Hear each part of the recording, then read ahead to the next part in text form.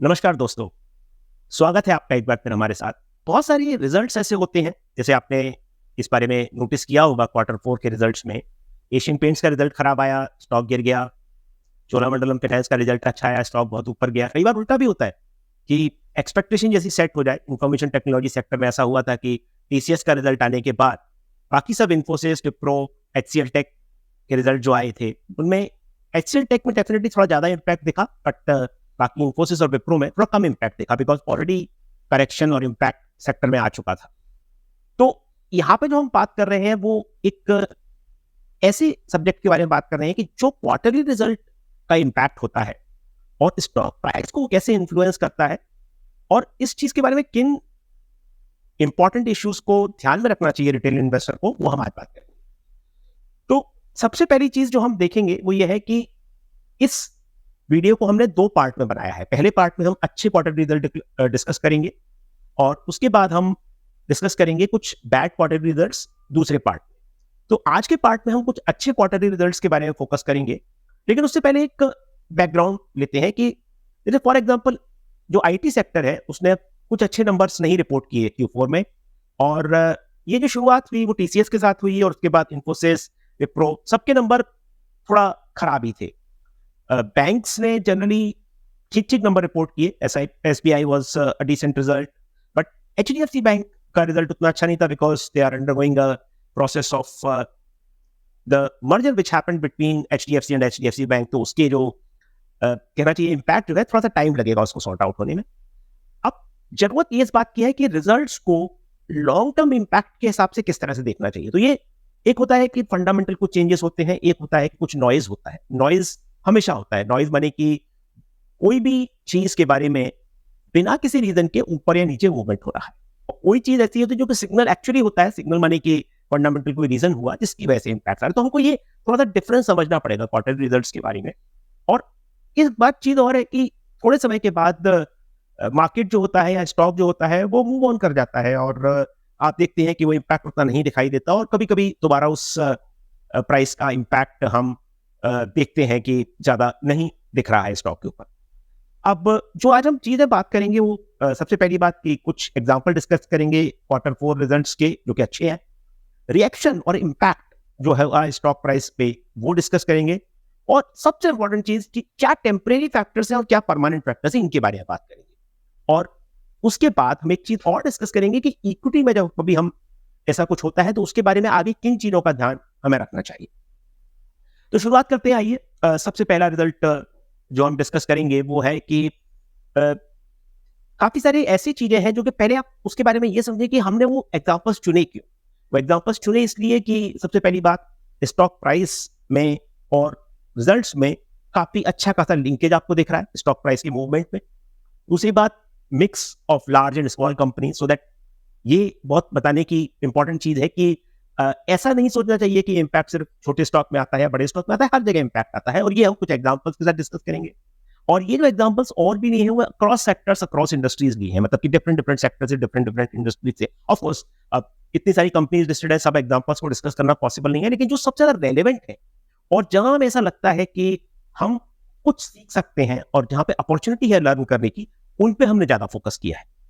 तो आइए शुरुआत करते हैं एक्सिस बैंक के साथ। एक्सिस बैंक इंडिया का तीसरा सबसे बड़ा प्राइवेट सेक्टर बैंक है, और इसके जो रिजल्ट थे वो अगर आप देखेंगे, इनका Q4 परफॉर्मेंस काफी अच्छा था। और इनका जो जो सबसे बड़े नंबर्स आप स्क्रीन पे देख रहे हैं, टोटल एसेट्स जो होती हैं, टोटल एसेट माने कि बैंक की एसेट क्या होती है। बैंक अगर आपको लोन दे रहा है कुछ तो वो बैंक की एसेट है, और बैंक में अगर आपने कुछ पैसे जमा किए हुए हैं तो वो बैंक की लायबिलिटी है। लायबिलिटी का मतलब वो बैंक आपको पैसे लौटाएगा, तो लायबिलिटी माने पैसे उसे लौटाने हैं। और अगर आपने बैंक से लोन लिया हुआ है तो वो बैंक की एसेट है। बैंक की एसेट मतलब कि आप उस पर इंटरेस्ट देंगे, आप उसकी प्रिंसिपल को रिपे करेंगे। तो मोटा मोटी बैंक की एसेट्स और लायबिलिटी इस तरह से होती है। और एसेट्स जो है बैंक की 12% से बढ़ी। नेट एडवांसेस मतलब कि कितने नए लोन दिए गए वो 14% से बढ़ा। टोटल डिपॉजिट्स बढ़े। डिपॉजिट और जो लोन दिए जा रहे हैं उनमें सामंजस्य होना बहुत जरूरी है। अगर आप लोन सिर्फ दे रहे हैं और आपके पास डिपॉजिट नहीं आ रहे तो एक लिमिट के बाद आप नहीं लोन दे पाएंगे, नहीं लोन अपने क्लाइंट्स को ऑफर कर पाएंगे। तो ये दोनों में बैलेंस बहुत जरूरी है कि आपको डिपॉजिट ग्रोथ पे भी ध्यान देना है, तभी तो आपकी जो आपकी एसेट्स है तो बढ़ पाएंगी। फिर ये सब जो नंबर्स थे काफी ठीक ठीक थे। उसके बाद ये आप थोड़ा सा और डिटेल में देखें कि हम यहाँ पर जो जो पीएनएल है इनका, मतलब जो प्रॉफिट एंड लॉस अकाउंट है, उसमें काफी अच्छी चीजें देखने को मिली। जैसे फॉर एग्जांपल इनका जो नेट इंटरेस्ट इनकम है उसमें भी रीजनेबल ग्रोथ हुआ, और काफी सारे और पैरामीटर जो आप देख रहे हैं। बहुत डिटेल में जाने की जरूरत नहीं है, बट इतना समझा जा सकता है कि ये सब जो कुछ था वो काफी रीजनेबल था, काफी अच्छा था। उसके बाद मोटा मोटी जो नंबर इंपॉर्टेंट होते हैं उसके बारे में जैसे कहा जा सकता है कि ऑपरेटिंग प्रॉफिट है बैंक का, वो 15% से ऊपर गया, 10,000 करोड़ से ज्यादा। उसके बाद आप देखें कि जो अब क्या होता है, बैंक में आपने पैसा जमा किया है तो आप तो लेने जरूर पहुंच जाएंगे, आप तो भूलेंगे नहीं। लेकिन बैंक ने अगर किसी को पैसा दिया हुआ है, समझिए आपने गाड़ी ली और आप बैंक का जो लोन लिया है उस पर ईएमआई चुकाना बंद कर देते हैं, ईएमआई पे करना बंद कर देते हैं, तो बैंक को ये प्रॉब्लम होती है कि जो उसके पास कस्टमर है जिन्होंने कि उसे डिपॉजिट दिए हुए हैं वो तो आएंगे पैसा वापस लेने, और आपने ईएमआई देना बंद कर दिया।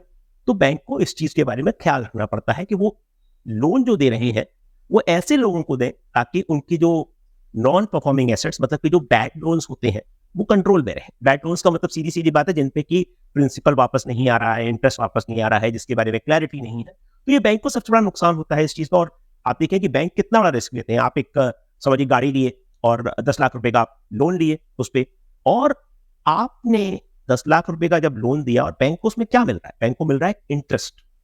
तो समझिए कि आपने हर साल बैंक को 10% का इंटरेस्ट दिया, तो आप हर साल 1 लाख रुपया चुकाएंगे। मोटा मोटी नंबर देख रहे हैं, ईएमआई की कैलकुलेशन अलग तरीके से होती है, कभी और बाद में उस बारे में बात करेंगे। लेकिन मोटा मोटी आप 10 लाख रुपए में 1 लाख रुपया आप बैंक को हर साल चुकाएंगे इंटरेस्ट। बैंक को कितना मिल रहा है? 1 लाख रुपया।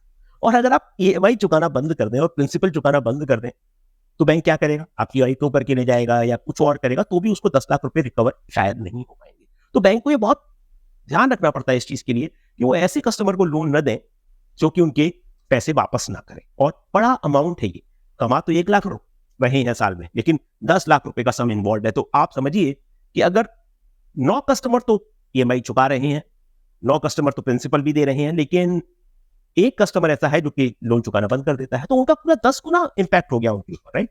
तो 9 कस्टमर अच्छे हैं और एक कस्टमर खराब है, तो वो बैंक के लिए बहुत नाइटमेयर है, बहुत बैंक के लिए तकलीफ की बात है।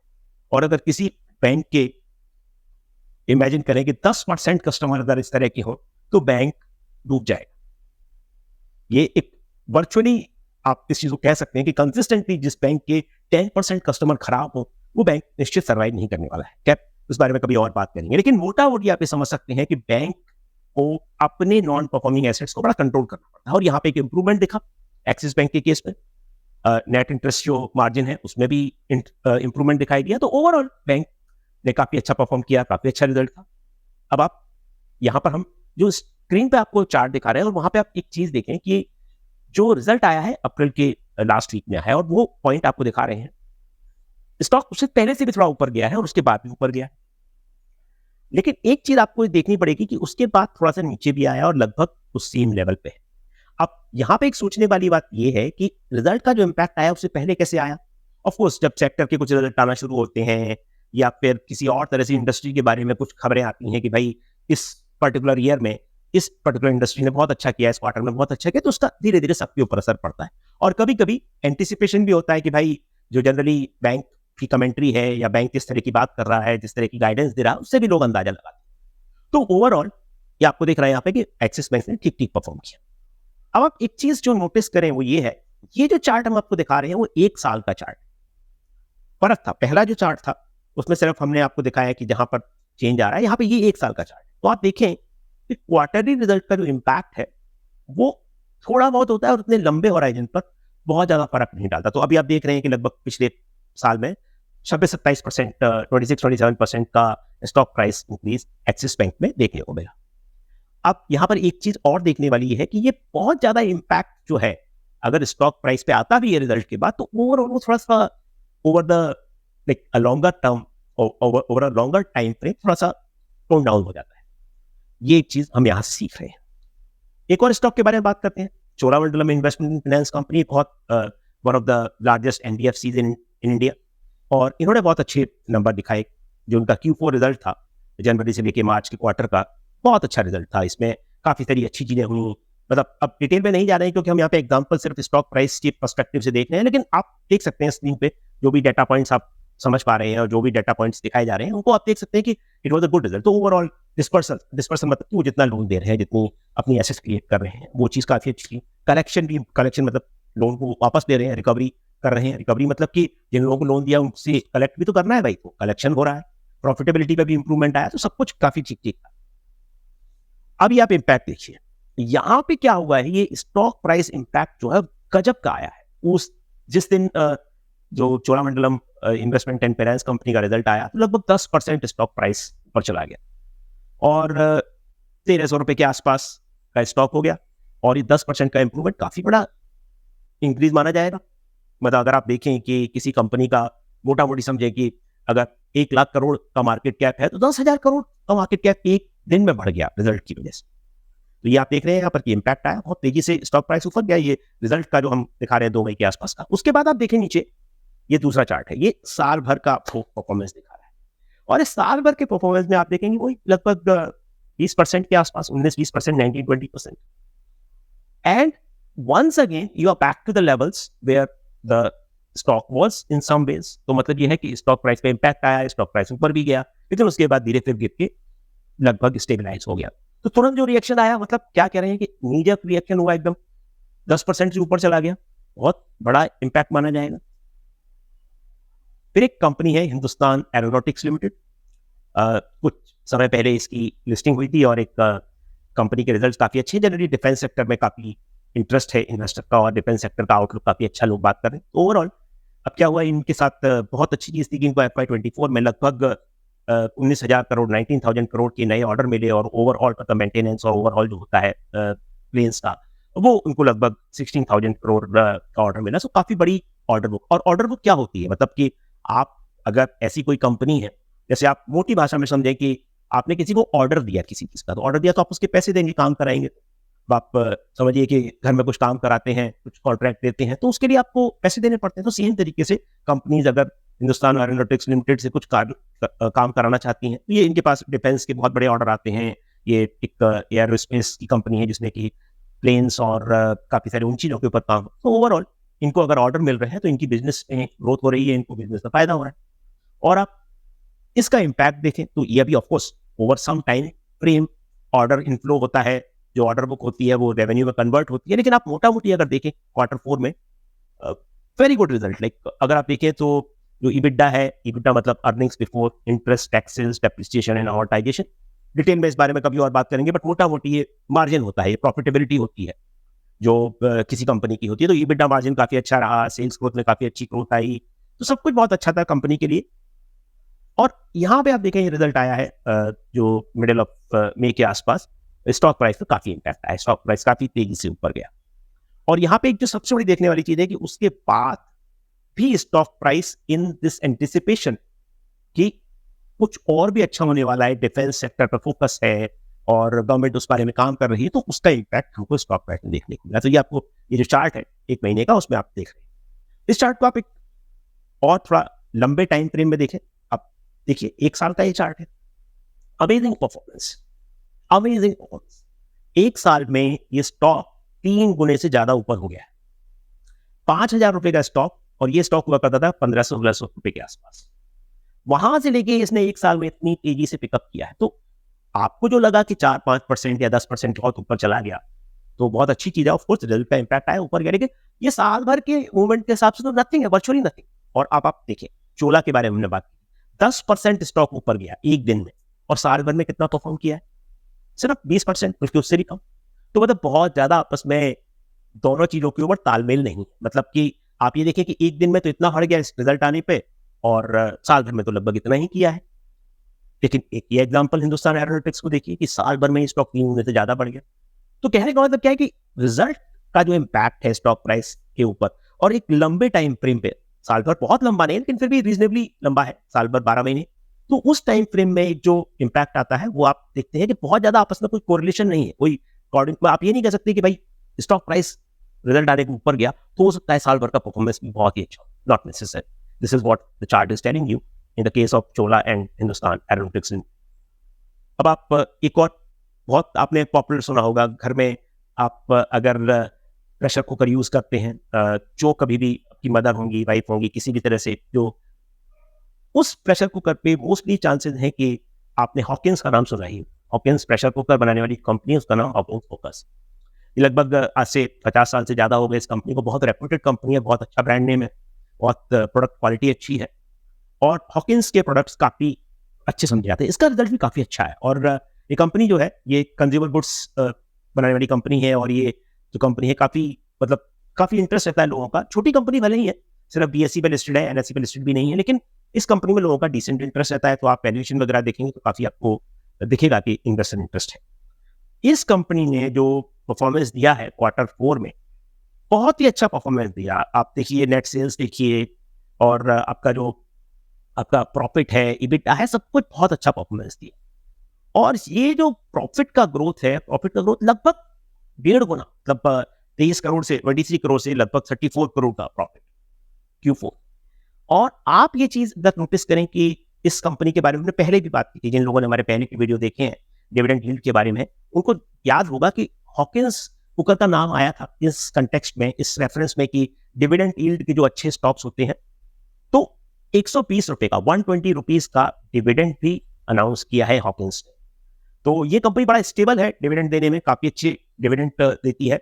और चूंकि ऑफकोर्स स्टॉक प्राइस 7,000 7,500 रुपए के आसपास है, तो उस रेंज में 6-7 की रेंज में 120 रुपए 120 rupees is only around 2%, but still it's a very stable dividend, and people would have, let's say somebody bought it at 3,000 rupees, for them the purchase price और the buying price has not change, right? 3,000 rupees को खरीदा था, आज capital gains भी मिला है, और 3,000 rupees का अगर बेस यूज करें तो 4% का डिविडेंड भी मिल रहा है। 120 divide by 3,000, this is an amazing stock, and because of the results now see the impact, amazing impact. आप देखिए, जो आपको दिखा रहे हैं यहाँ पे 29 मई का जो प्राइस मूवमेंट है, ये स्टॉक लगभग 13-14%, 12-13% से ऊपर चला।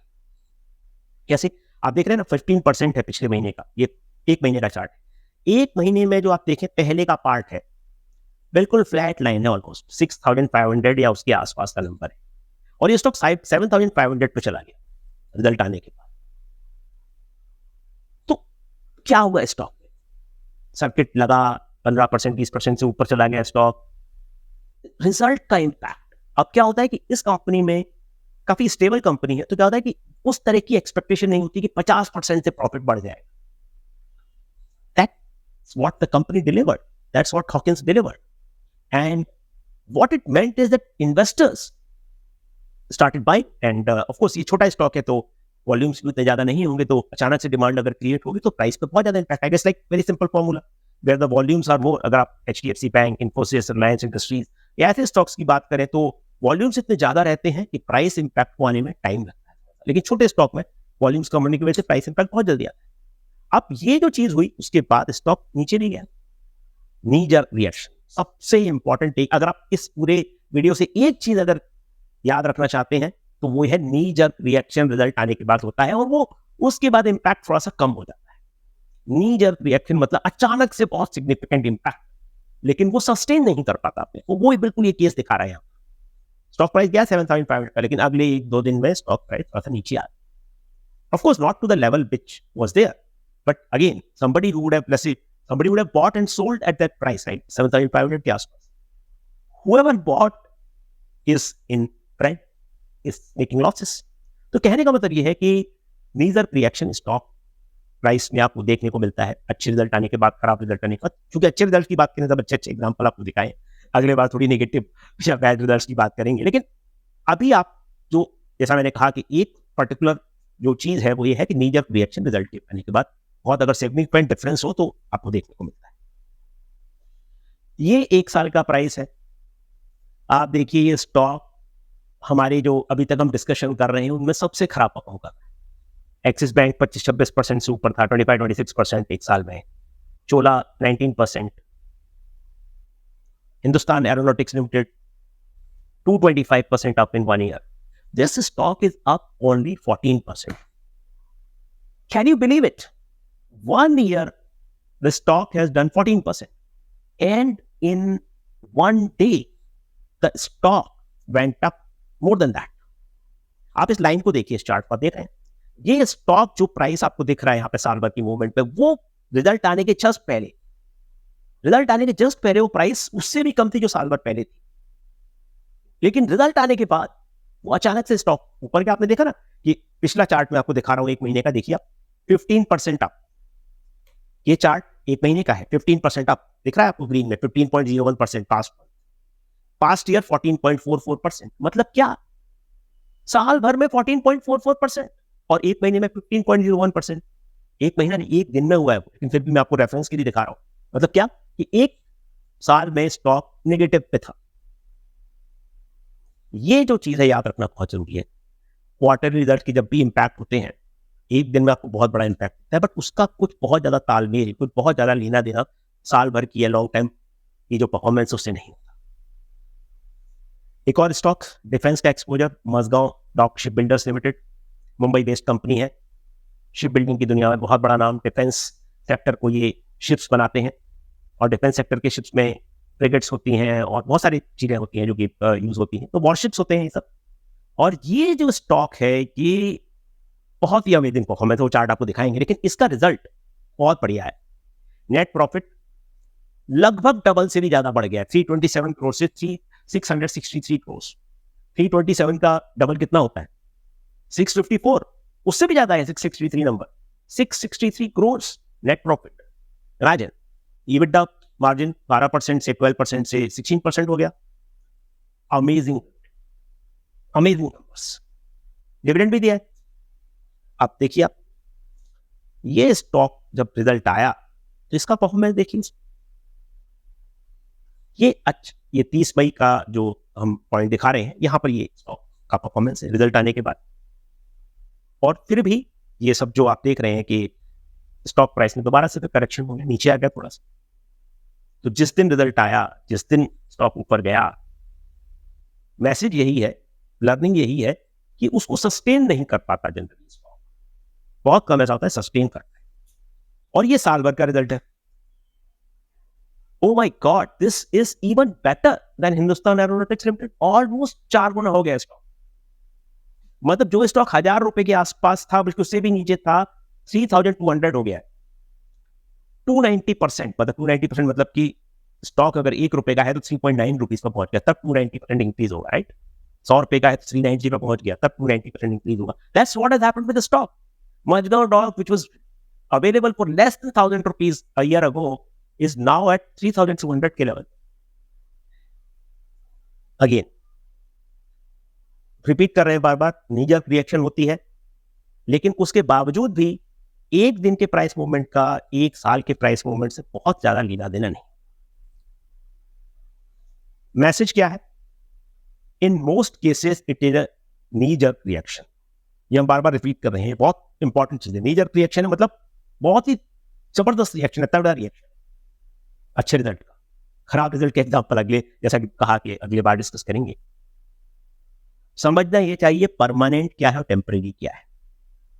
एक बहुत बेसिक चीज, कभी डिटेल में इसके बारे में और भी बात करेंगे, लेकिन अभी इस कंटेक्स्ट में प्रॉफिट एंड लॉस के जो चेंजेस होते हैं वो रिलेटिवली टेम्परेरी होते हैं। समझिए कि किसी कंपनी ने कोई बहुत अच्छा परफॉर्म किया, किसी का रॉ मटेरियल कॉस्ट कम हो गई किसी वजह से। अब जैसे समझिए एग्जांपल देते हैं, पेंट बनाने वाली कंपनी है, पेंट बनाने वाली कंपनी का जो क्रूड डेरिवेटिव अगर रॉ मटेरियल है, क्रूड ऑयल का डेरिवेटिव्स, तो वो क्रूड ऑयल का भाव अगर कम होगा तो डेफिनेटली उनका रॉ मटेरियल प्राइसेस कम हो जाएगा, और उनका मार्केट में तो प्राइस इतनी जल्दी चेंज नहीं होगा, तो डेफिनेटली उनकी प्रॉफिटेबिलिटी काफी बढ़ जाएगी। लेकिन वो सस्टेनेबल नहीं होती, हमेशा वो चेंज होती रहती है। तो आप P&L, मैं जनरलाइज कर रहा हूँ और इसमें डिस्क्लेमर डालना जरूरी है कि हर केस में ये आप नहीं समझ पाएंगे, लेकिन फिर भी मोटा मोटी आप इस चीज को समझें एज अ रिटेल इन्वेस्टर कि P&L के जो चेंजेस हैं वो रिलेटिवली टेम्परेरी होते हैं, और बैलेंस शीट और कैश फ्लो के जो चेंजेस हैं वो थोड़ा सा ज्यादा ध्यान देने की जरूरत है, क्योंकि वो ज्यादा इंपैक्ट करते हैं। जनरली क्वार्टरली रिजल्ट्स क्या है, P&L है ना, थर्ड क्वार्टर में या फर्स्ट क्वार्टर में तो बैलेंस शीट भी नहीं बतानी पड़ती। बैलेंस शीट जो बतानी पड़ती है वो 6 महीने के रिजल्ट, मतलब फर्स्ट हाफ के रिजल्ट जो सितंबर में खत्म होता है क्वार्टर, उसके बाद जो डिक्लेयर करते हैं अक्टूबर नवंबर में जो रिजल्ट आते हैं, उनमें आपको बैलेंस शीट बतानी पड़ती है 6 महीने की प्रोविजनल, और फुल ईयर रिजल्ट जब आते हैं अप्रैल मई में, तब आपको बैलेंस शीट बतानी पड़ती है। फर्स्ट क्वार्टर में और थर्ड क्वार्टर में तो आपको बैलेंस शीट भी नहीं बतानी पड़ती। तो आप ये चीज देखें कि इस चीज में आप जो P&L वाले चेंजेस हैं उनको थोड़ा सा ध्यान कम दें, बैलेंस शीट और कैश फ्लो के चेंजेस में ज्यादा ध्यान। एक और चीज, अच्छे रिजल्ट या खराब रिजल्ट का इन एब्सोल्यूट टर्म्स कोई बहुत मतलब नहीं है। क्या एक्सपेक्टेशन थी और क्या रिजल्ट आया वो मायने रखता है। एक्सपेक्टेशन क्या थी, मार्केट क्या इमेजिन कर रहा था, क्या एंटिसिपेट कर रहा था और क्या सोच रहा था, और क्या एक्चुअल रिजल्ट आया वो बहुत मायने रखता है। अगर रिजल्ट खराब है या अच्छा है, एब्सोल्यूट टर्म्स में उसके बजाय वो रिजल्ट अगर हम ये देखें कि एंटिसिपेशन के हिसाब से या एक्सपेक्टेशन के हिसाब से कैसा है, वो देखना ज्यादा है। ब्रॉडर इंडस्ट्री ट्रेंड को कभी इग्नोर नहीं करना चाहिए। और एक बहुत अच्छा एग्जांपल कभी डिस्कस करेंगे जो एक बहुत पर्सनल एग्जांपल है, और वो एक मतलब I would say one of the best things which I have done in my career, वो स्टॉक कॉल जो था उसके बारे में कभी बाद में बात करेंगे। वो स्टॉक कॉल इस चीज के ऊपर बेस्ड था कि ब्रॉडर इंडस्ट्री के जो ट्रेंड्स हैं उनको आप बहुत इग्नोर नहीं कर सकते।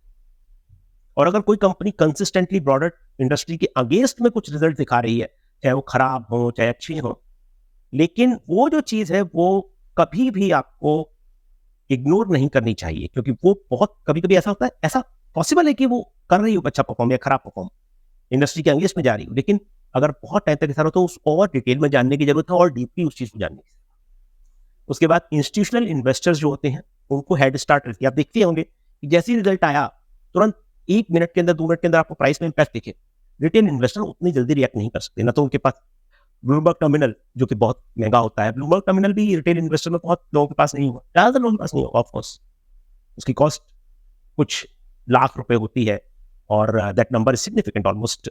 तो आई वुड से कि वो तो आप इतना रिटेल इन्वेस्टर खर्चा नहीं कर सकते। तो जो सबसे पहली इन्फॉर्मेशन जो आ रही है, सबसे पहली जो रिजल्ट की रिएक्शन आ रही है, वो इंस्टीट्यूशनल इन्वेस्टर के पास जा रही है, रिटेल इन्वेस्टर को उसका मालूम नहीं चलता। तो रिटेल इन्वेस्टर को थोड़ा केयरफुल रहना चाहिए, उसके बाद डिसाइड करना चाहिए कि वो क्या करे।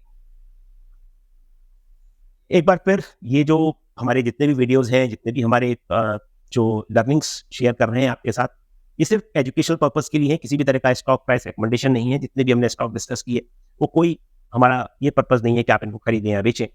और हमारी टीम में भी ऐसा पॉसिबल है कि ये स्टॉक्स किसी के पास हो या ना हो, लेकिन उससे कोई इन्फ्लुएंस हमारा व्यू नहीं होता है। लेकिन फिर भी हम इस चीज़ को डिस्क्लोज कर रहे हैं, इस चीज़ को आपको बता रहे हैं कि हम जो भी एग्जाम्पल डिस्कस करते हैं तो कभी भी ये नहीं बोलते आपसे कि इनको आप खरीदें, इनको आप बेचें। अगर आप पैसा समझते हैं हम वैसे कोशिश कर रहे हैं तो वो बिल्कुल ऐसा नहीं है। हम जो भी एग्जाम्पल्स डिस्कस कर रहे हैं वो इसलिए डिस्कस कर रहे हैं कि वो बहुत अच्छी लर्निंग दे रहे हैं। आपने नोटिस किया होगा कि लर्निंग जो आई, पहली नीजर रिएक्शन वाली लर्निंग आई, साल भर का इस चीज से कोई लेना देना नहीं है वो लर्निंग आई, इंस्टीट्यूशनल इन्वेस्टर का रिएक्शन आया वो लर्निंग आई। तो वो सब लर्निंग जो ऐसी वो एग्जाम्पल जो हम डिस्कस किए उनके साथ। Once again thank you so much for watching us. If you like our videos, if you like our content, please do subscribe. Please do share with your friends and family, those who are interested in markets. Thank you very much. We'll meet you very soon next time on bad quarterly results and how did that impact and what do we learn from that experience. Once again, thank you so much. Bye.